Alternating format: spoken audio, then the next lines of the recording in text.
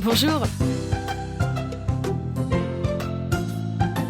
Un chien dans la ville, mais en confinement. J'espère que vous allez bien en ces temps confus. Je sais qu'en ce moment, pas mal de gens tournent un peu en rond. Mais nous, en adoptant petites et grandes bêtes à poil, nous avons quelque chose que les autres n'ont pas. Nous avons notre petit soleil sur pattes qui nous tient compagnie, qui nous fait rire au quotidien, nous épuise et nous désespère parfois. Oui, ne mentez pas, hein.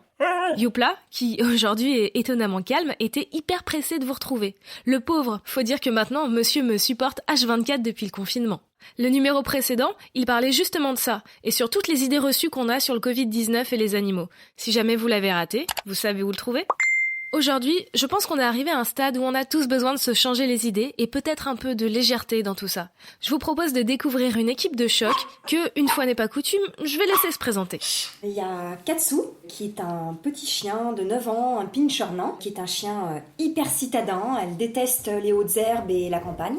Et puis Zoé, qui est arrivée dans la team il y a 1 an, qui est un lévrier galgo. Ce sont des lévriers qui sont utilisés en Espagne pour la chasse et pour les courses et qui ont des vies assez malheureuses, qui sont assez maltraitées. Donc elle a été adoptée et elle s'est très très bien accoutumée à la vie en ville aussi. Je l'ai adoptée via une association qui s'appelle Celtic Lévrier et Compagnie.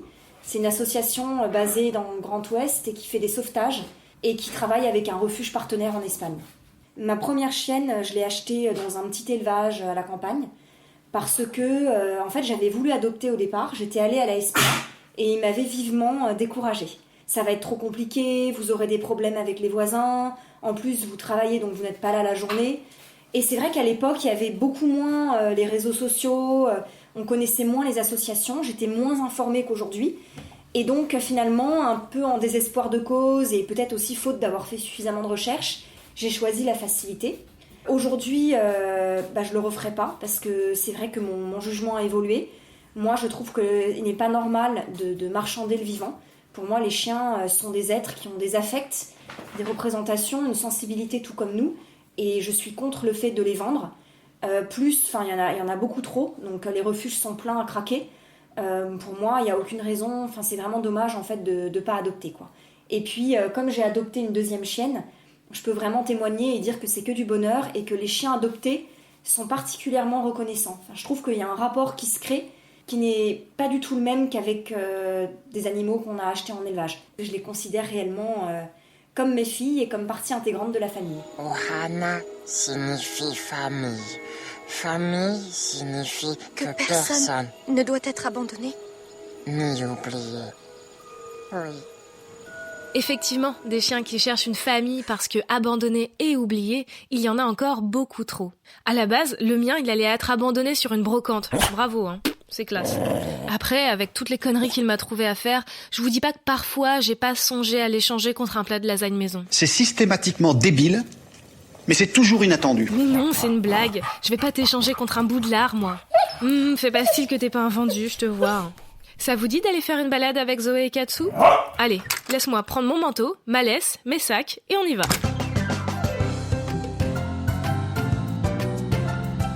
Avoir un chien en ville, c'est... Pour moi, vivre en ville, c'est aussi vivre avec le chien. En fait, c'est pas antinomique.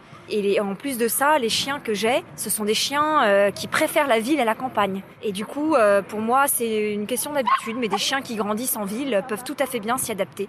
C'est des contraintes, mais de toute façon... j'ai envie de dire pas beaucoup plus qu'à la campagne, dans la mesure où même quand on a une maison et un jardin, le chien il a quand même besoin de sortir. Il a besoin de voir d'autres odeurs, de voir ses congénères. En règle générale, c'est un plaisir aussi. Ici, dans le 12e, on a quand même la chance d'avoir quelques espaces autorisés aux chiens. Mais en général, quasiment tous les squares sont interdits aux chiens. Je trouve qu'en France, on n'est pas très soutenu. En tout cas, rien n'est fait pour favoriser les sorties du chien. Après, c'est vrai que je pense qu'il y a certains chiens de montagne qui sont peut-être pas trop adaptés pour la ville. Sinon, j'ai pas vraiment de race. Je privilégie déjà les adoptions. J'ai un lévrier et un pincher, donc des gabarits quand même très différents. Pour moi, c'est quand même important que le chien soit un petit peu sociable. Je les ai toujours habitués en fait à côtoyer d'autres chiens. Quand j'en vois un autre, je vais m'arrêter, je vais les inciter à se dire bonjour, à se flairer.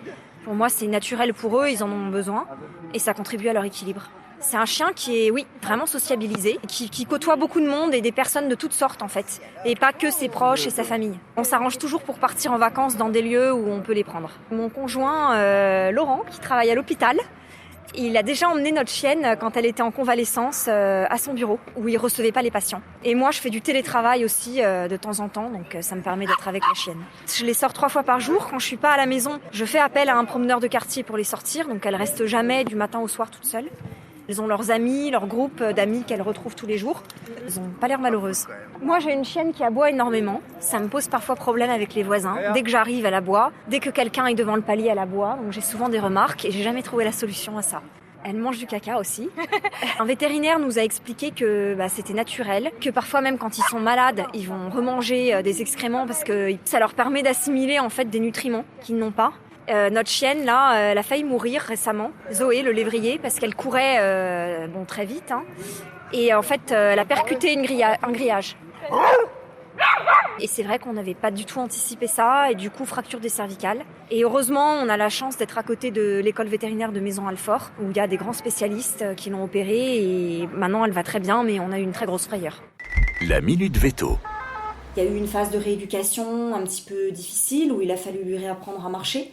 Mais au bout d'un mois, elle marchait, elle arrivait même à trottiner et aujourd'hui, 3 mois après, elle a récupéré toutes ses capacités. C'est encourageant d'entendre ça. N'empêche qu'une opération des cervicales, que ce soit pour humain ou pour animal, ça entraîne forcément des séquelles. Je ne doute pas qu'à l'école vétérinaire de Maison-Alfort, Zoé ait eu les meilleurs spécialistes pour sa rééducation. D'ailleurs, petit teasing, il est possible qu'on fasse un numéro avec une super ostéopathe. Mais chut, c'est une surprise. De notre côté, est-ce que vous auriez des conseils, Thierry, pour notre grande patiente aux yeux de biche ? Alors, moi, ce que je recommanderais à la propriétaire de Zoé, c'est d'être suivie par un bon physiothérapeute. Donc, qu'est-ce que c'est un bon physiothérapeute ? En fait, c'est quelqu'un qui va jouer le rôle d'un coach sportif, qui est aussi ostéopathe, qui va avoir, en ayant une très bonne idée de l'anatomie et des risques qui sont encourus à cause des dommages infligés aux cervicales, qui va donner les meilleures recommandations pour que l'animal se muscle de la manière la plus complète possible pour éviter qu'un stress ne soit imposé sur les structures osseuses, les vertèbres, et encore plus sur les structures nerveuses, la moelle épinière et les racines nerveuses qui émergent de la moelle épinière entre chaque vertèbre et dans les trous des canaux vertébraux. Donc plus l'individu sera musclé et souple, plus a priori il sera capable de mettre à l'abri les tissus nerveux et squelettiques de nouvelles souffrances. Et donc tout ça, ça passe vraiment par de la physiothérapie. Donc c'est quelqu'un qui est en même temps yogi et reiki master et coach sportif et ostéopathe. Ça marche très très bien. On n'est jamais trop prudent. Après, je sais que les séances de rééducation de kiné pour humains sont pas toujours faites jusqu'au bout. En témoigne ma cheville cassée de 2017. Alors, on ne néglige pas. Passons à Mademoiselle Katsu. Il paraît qu'elle se fait entendre un peu trop. Je gueule, je pourrais gueuler dans le cul d'un poney, ce serait pareil. En général, un chien qui aboie beaucoup est un chien qui cherche à communiquer, bien sûr, mais c'est aussi un individu qui a probablement un certain niveau d'anxiété. Il faut, si on veut agir de manière efficace, comprendre ce qui rend le chien anxieux. C'est pas toujours facile.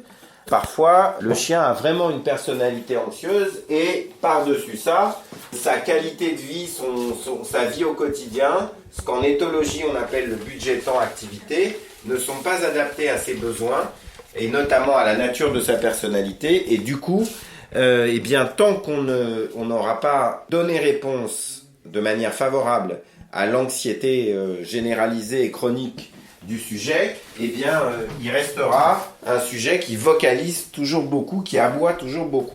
Ensuite, un chien de compagnie est habitué à une communication multimodale avec ses propriétaires, c'est-à-dire que c'est une communication qui utilise de multiples canaux.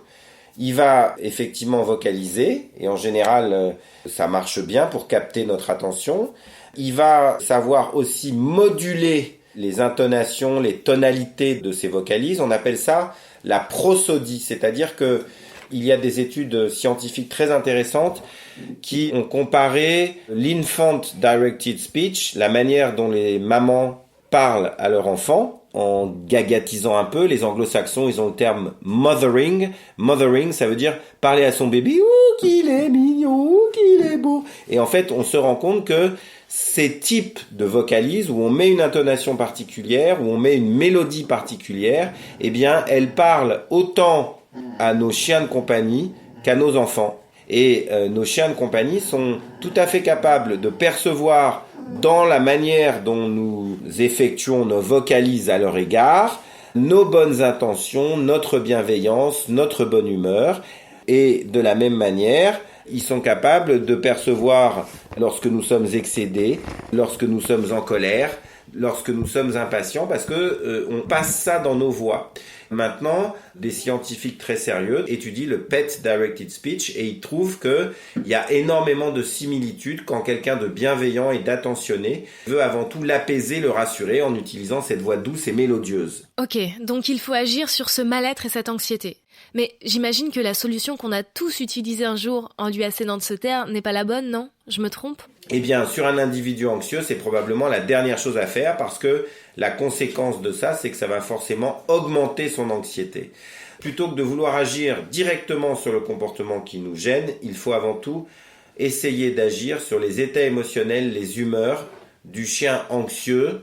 Un bon professionnel doit pouvoir observer l'individu qui vocalise, et c'est en observant l'individu qui vocalise, en observant le contexte dans lequel il émet ses vocalisations, que ce bon professionnel va comprendre quel est l'état de l'individu. Est-ce que, pour simplifier, il est cool, il est relax, ou est-ce qu'il est vraiment anxieux?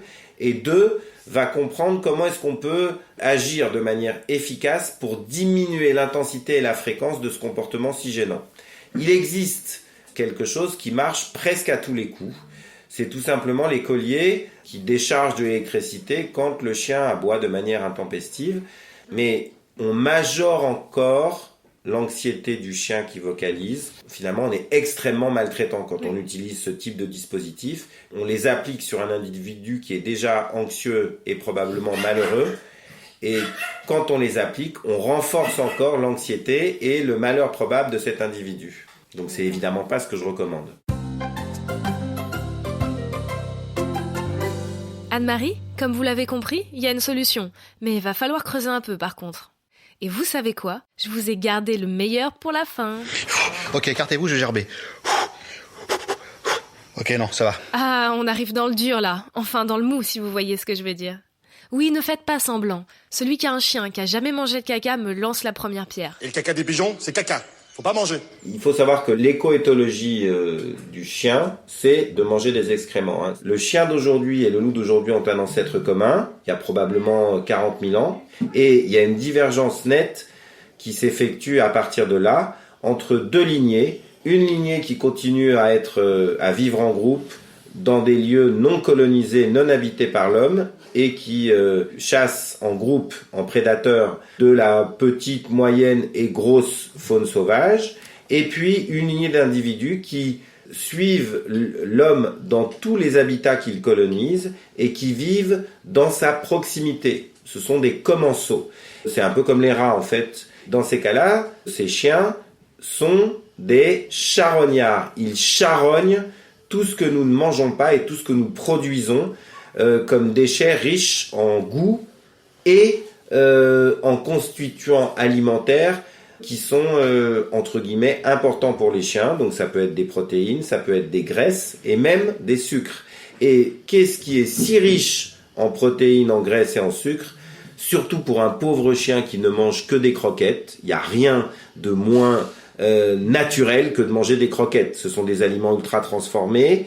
C'est toujours la même chose. Le chien n'y prend aucun plaisir. Il n'a aucune satisfaction à ça. Il mange juste parce qu'il a faim. Et donc, ce chien qui est si frustré parce qu'il a tous les jours la même chose pendant toute sa vie, c'est terrible ça. Et ben très vite, quand il a quelque chose qui nous dégoûte, mais qui pour lui est tellement plus goûteux et qui est probablement beaucoup plus varié sur le plan alimentaire, et ben il se précipite dessus. Donc, la meilleure chose à faire quand on a un chien qui aime manger les crottes, c'est d'essayer de penser chien et de comprendre que ça fait partie de son ADN profond. 2, de lui diversifier au maximum son alimentation, qu'il trouve des milliers de goûts différents, qu'ils trouvent du fumet, qu'ils trouvent des milliers de plaisirs différents en mangeant. Les chiens sont beaucoup plus équipés que nous pour être de grands gourmets. Ils ont